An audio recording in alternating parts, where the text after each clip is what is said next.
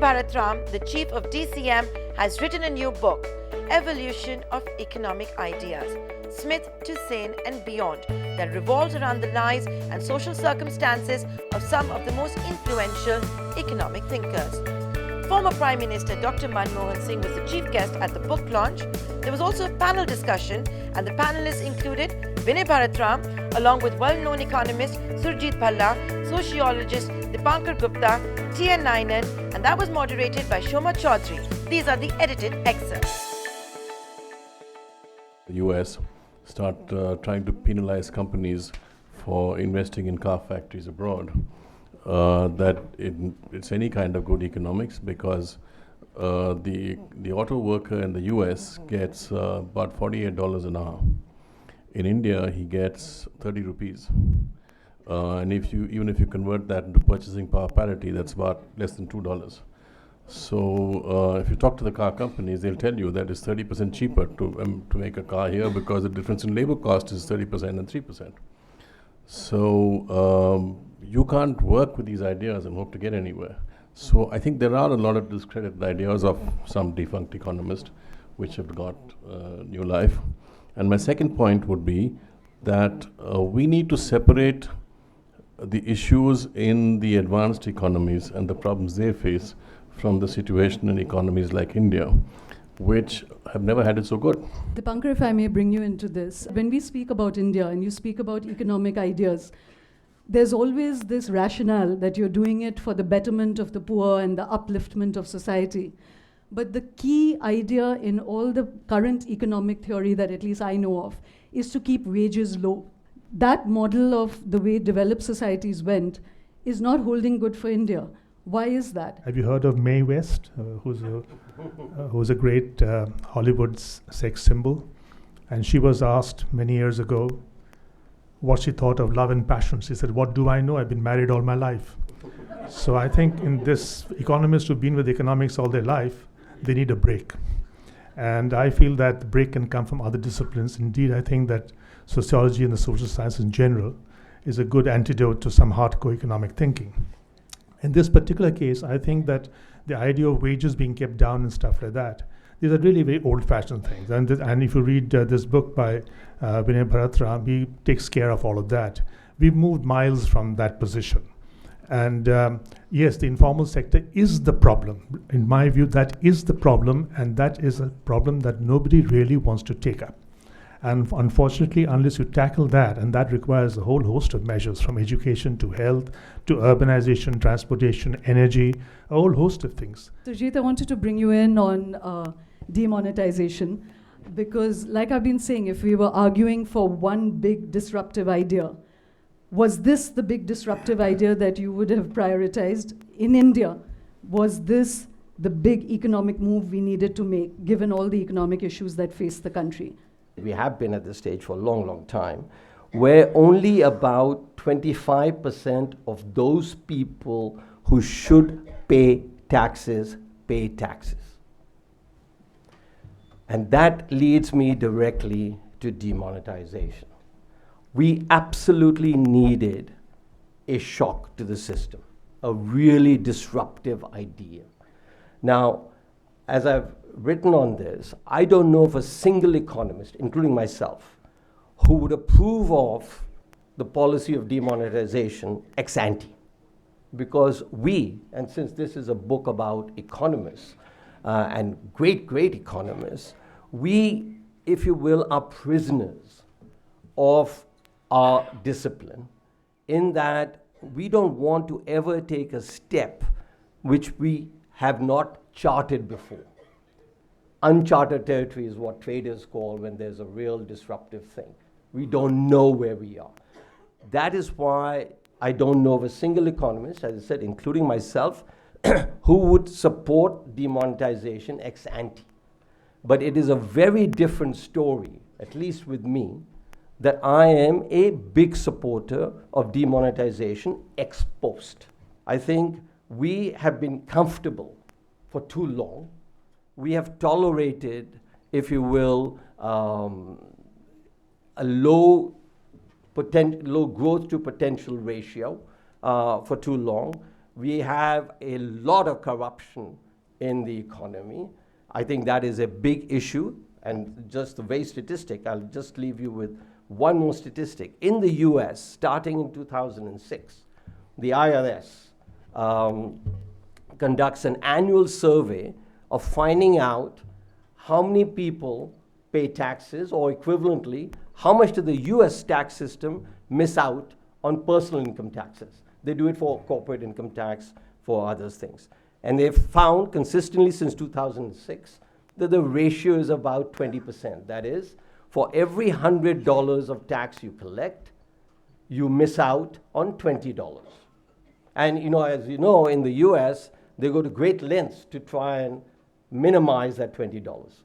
In India, that ratio is easily $200 being missed out for every $100 collected. This is the formal sector, mind you, in the sense that these guys are earning incomes above 2.5 lakhs a year. So I don't like the informal, formal distinction, because according to if you were to take those earning more than, and excluding, mind you, the agricultural sector, and maybe we should discuss who imagined and why do we have that, if we will, a policy that needs another shock is the fact that we can't touch the agricultural people in terms of taxation. Mind you, most of them, 95% of them, won't even qualify for paying a tax because they earn less than 2.5 lakhs. The question is, why are we leaving out the other 5%? So this shock, demonetization, will, I hope, and we'll find out in the months to come, whether it leads to a structural change in the way Indians do business, in the way Indians pay taxes, in the way Indians live. God, there's so many strands, and I'm feeling so combative on so many things that you all are saying. That was the purpose. Well, Surjit, one is that, when you said demonetization has given a shock to the system, I think partly, and this I'm speaking as a journalist, is that we are living in a soundproof room. The distress in the countryside, the small and medium enterprises have said that 3.5 lakh enterprises have been cut by half. We are talking about the automobile sector, the real estate sector, the slowdown. You speak to the common man on the ground. The media is not reflecting this distress. We haven't really cut out corruption, and that has been well documented.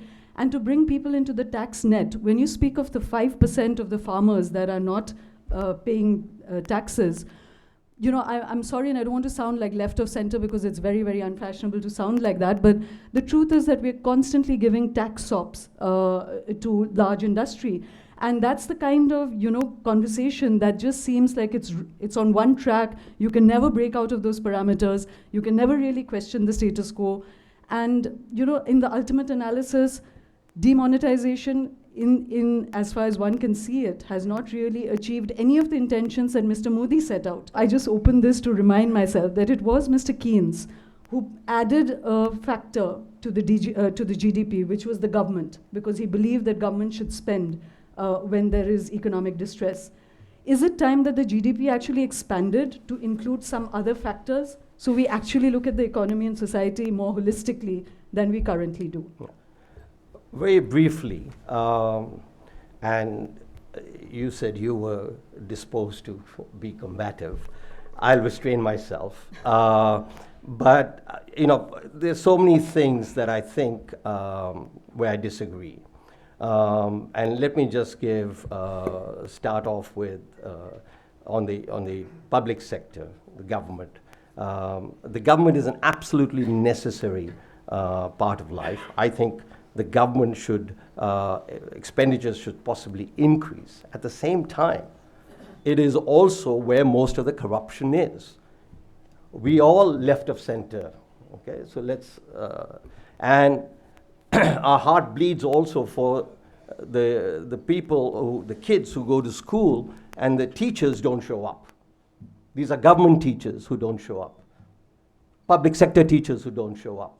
We all know about in the medical care. Sanitation, you would think, stunted, right? I'm very pleased you brought up that issue. Sanitation is the quintessential public good, something only the state can do. And we have fallen far. If you want to look at why there is sanitation, why there is stunting and all the rest of it, it has, trace it down to our sanitation policy. And the fact is, there's no private sector guy around who'll say, listen, I'll do the sanitation for you. This is the public sector. Last point, on the SOPs to the corporate sector. It comes up every time I meet you, and it comes up every time elsewhere. Listen, the effective corporate tax rate, the tax rate that corporates actually pay in this country, not the 34% or whatever that they're supposed to pay, is 24%. It's the fourth highest in the world. Fourth highest, this after all the SOPs they've got. Listen, we live in a world where you have to be competitive. And you wonder why our formal sector, manufacturing, has not taken off. Let's look at our policies that make it impossible for the manufacturing sector to take off. High tax rates, labor laws that go back to pre-Marxian times. That is where the problem is. And that is what we need to correct. So let us cut all of this nonsense about, oh my God, the corporate, the rich have been given subsidy and the poor have not been given. Let's, as I've been writing consistently, economics should not be about morality. Taxation should not be about morality. It should be about doing good. It should be about doing efficiently. It should be about serving the people. And it cannot be done by the very regressive policies that we've had in India since time immemorial. There was a big shift, a big bang happened in 1991. We all know about that. And that took India a big step forward. Prior to that, and while that was going on, let me mind you, 92, 93, 94, 95, 96, all your leftist friends were complaining about how this was the biggest disaster that has hit the country. So let us have a perspective. Economics can serve the people, and we need to change policies. The ones that have changed already, we don't need to change. But we need to worry about exactly what you started off with. Why is there, if you will, the formal sector so small? Why are we behind in competition with the rest of the world? And the fault, dear Shoma, lies with ourselves.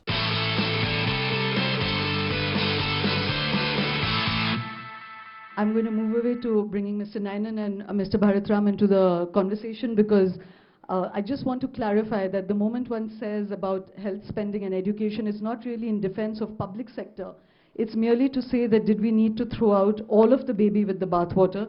Could we not bring a culture of efficiency into some of these practices rather than jettisoning it altogether? And definitely not to be anti-corporate activity, but merely saying that too many things about the reality of India never seem to get discussed, and that there's a kind of soundproofness in which we speak. But Mr. Naina, to just come back to you, from Mr. Bharatram's book, of all the economic ideas that have been discussed there, which one do you think really pertains to India now? If you were to give, like a roadmap of 3 things that India needs to do right now, what would you pick? I would actually go back to the economist whom Dipankar mentioned, which is Schumpeter. And the whole thing about creative destruction. You raised a very valid question about jobs and where are they and who's creating them. And the point is that if you look back at the last 15 years, all the jobs in the organized sector and otherwise have been created by new growth areas, new players coming into existing areas and creating new momentum. There is no shortage of sunrise areas. You have to invest in innovation. You have to back the guys who are doing stuff. You had 2 days ago Sunil Mittal launching a payments bank, and the facts are very clear. The entire banking system today has about 120,000 branches across the country. All the ATMs put together, which the number now we all know because of demonetization, is a little over 200,000. Put the two together, it's 300,000 points for someone to approach a bank. Now, Sunil Mittal has, or Airtel, has 16 lakh points of sale, He's going to use 6 lakh out of them, that's twice what the existing banking system has, to do his banking service. He has no overheads because his existing system is working, so he's offering a rate of interest on savings banks at 7.25%, which no existing bank can do. This is a direct challenge to the entire banking industry. Now, are you going to protect the banking industry, or are you going to say, you guys change your model? Tomorrow, Mukesh Ambani will launch an exactly similar service. The day after, Vodafone will do it. This is disruption. Is it going to lose jobs? I don't think so. It'll test the existing guys. They will have to change their model. Some jobs may be lost, but you should not focus on protection. You should go on the guys who are delivering value, better value to the customer, and you will create more jobs. So you have to go with the new growth areas, and you must have the confidence that you can do it. Mr. Bharatram, I'd like to bring you in. Before that, one question to you, Mr. Nainan. Mr. Manmohan Singh is sitting here in 1991, the great disruption in Indian politics and economy, something that just opened us up, changed all our lives. Would you say that Mr. Modi's demonetization, which the media hailed as historic, unprecedented in the history of mankind, is it as epochal a move as Mr. Manmohan Singh liberalization was? I have again come to you with a quotation, this time from Hayek, who says, "The curious task of economics is to demonstrate to men how little they really know about what they imagine they can design."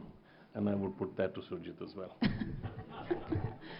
Well, just to leave one thought with you, when you spoke of all these sunrise sectors, none of them actually address the 800 million uneducated, impoverished that we're speaking of, in whose education we are not investing. Sorry, this is the wrong way to do it. You have to go with what works. Okay. Dr. Bharatram, to bring you in, I asked him whether this was a time for a disruptive economic idea. The two men on my left don't think so. They feel that some of the old ideas hold good. We have to do it more efficiently and faster. Do you think it is time for a new big economic idea? I want to leave you with one question on the demonetization. That, fine, we've taken this step, but what are these parameters and changes that you expect in the legal system and the parallel systems so that we can come to an end of the demonetization and become a normal economy? So I'll leave that question with you full time. My discomfort, Dipankar, arises out of, I think, some of the pedestal on which we have put some words, like growth, for example. The social unrest, the anti-globalization mood across the world. Is that something that should again be examined as early signs of things that economists should be taking seriously? And the third thing that people are now speaking about is the rise of a new class of people called the precariat, which is really a class of people that are living with a great degree of uncertainty and unpredictability. And it's not just the labor class, but the educated who are living in this zone, and that itself is having a political and social blowback. Anger. How should economists respond to this human situation? In terms of jobs and the informal sector, I think I was introduced as a person who started the KPMG program on forensic accounting and business ethics. I audited over 1,000 firms, small and large. And I can tell you this, that if those workers out there, and they've done the micro MSME census, we all know the MSME census, the majority, overwhelming majority are micro. By overwhelming majority, I mean in the high 90s are micro. Medium and small are very small in number. Now, I've seen many of these companies at close quarters. You enter the company, they look very nice, properly whitewashed. People speak, elevated English like dashboard of opportunities and porcupine option and stuff like that. You go a little behind their main office, you'll find all kinds of terrible things happening. I ask myself, why are these workers working for them? They work for them at those wages, and I can go on and on about how it's actually done. But the long and short of it is, they do it because they don't have universal health and universal education.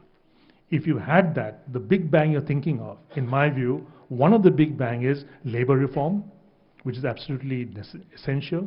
The other thing is this.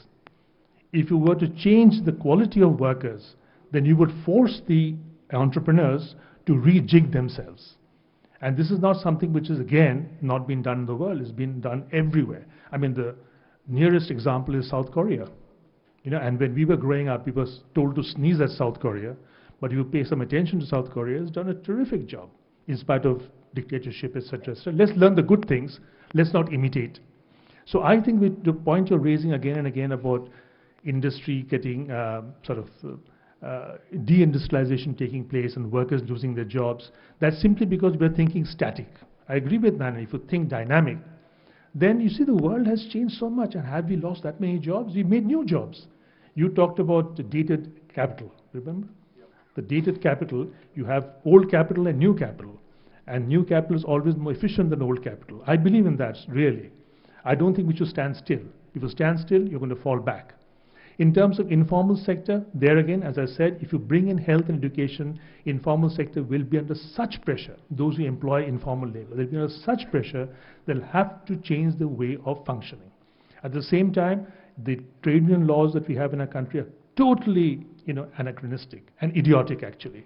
The third thing, which is very important, and this is where the rejig comes up in a major way, we must stop encouraging small and medium industries. Yeah, because they are actually a drain on the system. All the bad things happen there. We should think in terms of large industries. We should think of the high-tech industries. We should think of actually encouraging them. In short, not to sound unpatriotic, we should think South Korea. In the auto industry, you see a car plant, and you have not too many workers there. But each automobile has about 10,000 components that go into it. And these components are made by medium and small industry. Now, where the large manufacturer or assembler of automobiles helps out is in the quality control and in the procedures that these suppliers maintain. So in that sense, the employment is spread quite broadly, and this is what happened in Japan also, as you know. So we should not just look at the top end of the product, but look at what the product comprises of. It's so many, and you look at computers, you look at any kind of machinery, hardware, lots of components are being made by the medium and small industries. Excuse me, I think that the MSME sector in general, the medium and small industries are a minuscule drop. The bulk of them are the micros. And no matter what you say and which way you look at it, that is a source of the black money that Surjit talks about. That is, I think, the major place things happen because it's all about cash exchanges. But let's forget about it. What we see in the high noon of liberalization, and this is where Arjun Sengupta's book is very interesting, his report. In his time, between 1999 and 2003, 45.5% of what the organized sector was producing was through the informal sector. Very recently, about 3 or 4 years back, we found it is 63%. So every year it is increasing rather than decreasing.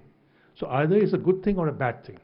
I think it's not a static thing, and it's probably a bad thing, because what we are actually keeping out of the whole process is high-tech quality innovations.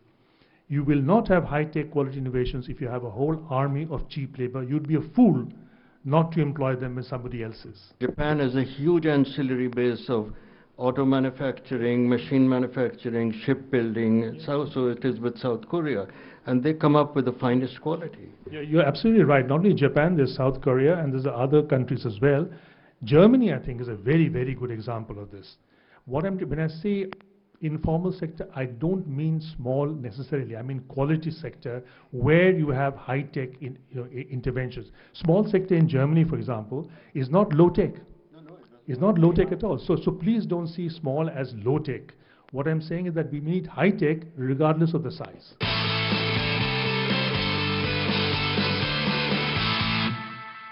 Find us on Facebook at facebook.com/ETNow, and don't forget to click the like button. You can also follow us on Twitter at ETNowLive. To stay updated with all our programming, hit the subscribe button on our YouTube channel by logging on to youtube.com/user/ETNow.